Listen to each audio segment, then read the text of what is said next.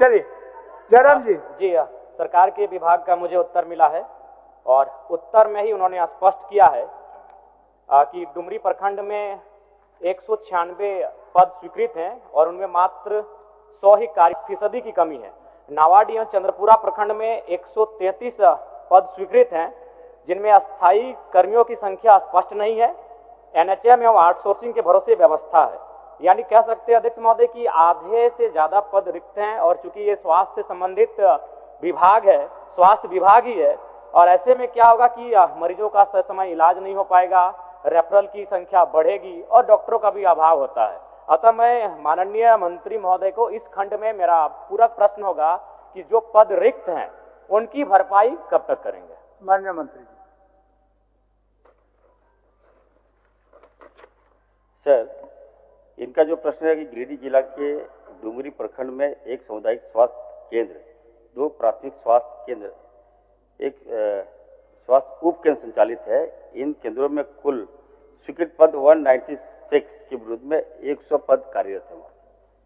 तो इसके विरुद्ध में 133 पद जो है महोदय, हम लोग जब इस पर स्टडी किए थे तो कुछ पद खाली है। हम विश्वास दिलाते हैं महोदय, हम लोग प्रक्रिया में चल रहे हैं, बहुत जल्द इसको सर हम लोग बहाली करेंगे महोदय।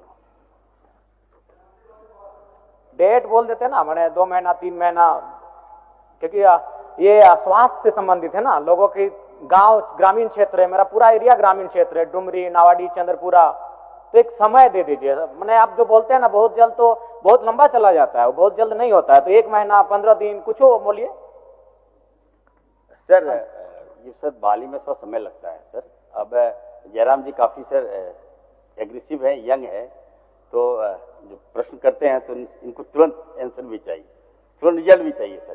तो मैं विश्वास दिलाता हूँ कि बहुत जल्द सर हम मंगा लेते हैं और हम चाहे देख लेते हैं कि चाहे एनएचएम से बहाली वहाँ पे करें या फिर जेसीएससी से करें या जेपीएससी से करें, और अगर स्टाफ का होगा तो सर हम आउटसोर्सिंग से करेंगे, लेकिन बहुत जल्द हम करेंगे सर।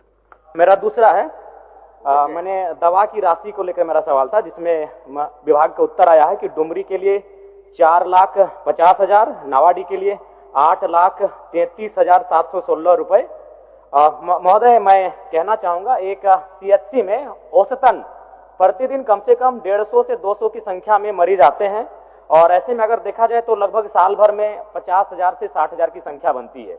तो मेरा मानना है कि जो दवा का बजट है वह मरीजों की संख्या और उनके उपचार की जो समस्याएं हैं, जो उपचार बाधा आती है, उनमें मुझे लगता है आधा है। तो मैं इस पर मेरा प्रश्न होगा कि क्या मंत्री महोदय दवा का जो बजट है उसे बढ़ाने पर विचार रखते हैं या नहीं?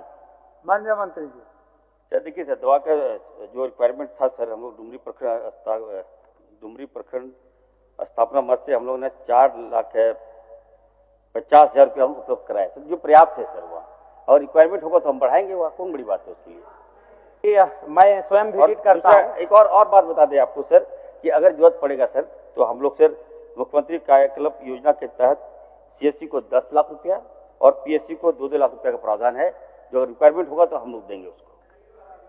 और उसके बाद मेरा और एक इसमें था कि कंचनपुर में कोविड-19 के समय भारत सरकार से ERCP 2 मद से में प्राप्त राशि से अस्थायी रूप से फैब्रिकेटेड अस्पताल का निर्माण किया गया था, और उसमें क्या है कि स्वीकृति का कोई प्रावधान नहीं होने के कारण अभी तक कोई पद सृजन नहीं किया गया है। तो इस पर कार्रवाई कब तक होगी, क्योंकि वह बन के तैयार है मंत्री महोदय, कंचनपुर में फैब्रिकेटेड हॉस्पिटल बन के तैयार है। जयराम जी, वो जो इमरजेंसी में फैब्रिकेटेड जानते हैं बेड बनाए थे सर, तो सर कोविड के दौरान सर हाँ जी, सरकार ने सर हम लोगों ने सर 10 बेडेड, 50 बेडेड और 100 बेडेड सर हम लोगों ने क्वारंटाइन सेंटर बनाया था सर, फैब्रिकेटेड हॉस्पिटल हम लोग बनाया था, ताकि जो मरीज को सर वहाँ पे हम लोग वहाँ पे एडमिट करके उनका इलाज करा सके सर।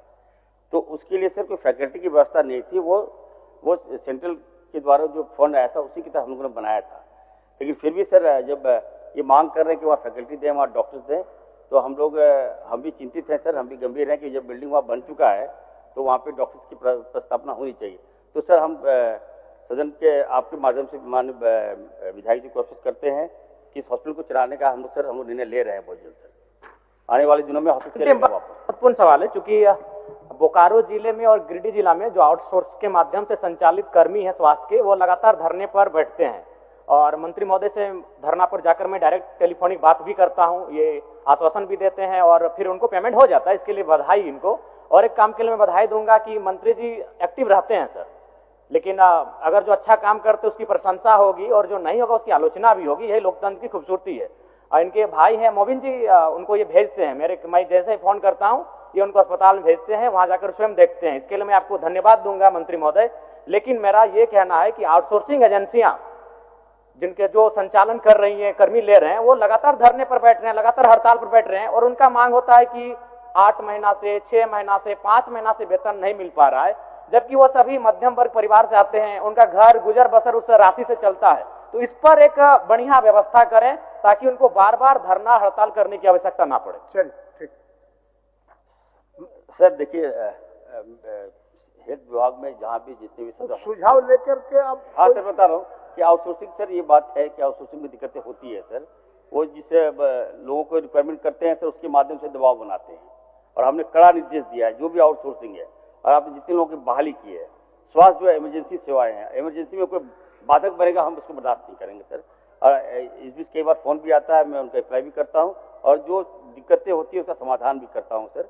लेकिन मैं आश्वस्त करता हूँ आने वाले दिनों में कोई समस्या का सामना नहीं करना पड़ेगा सर। धन्यवाद।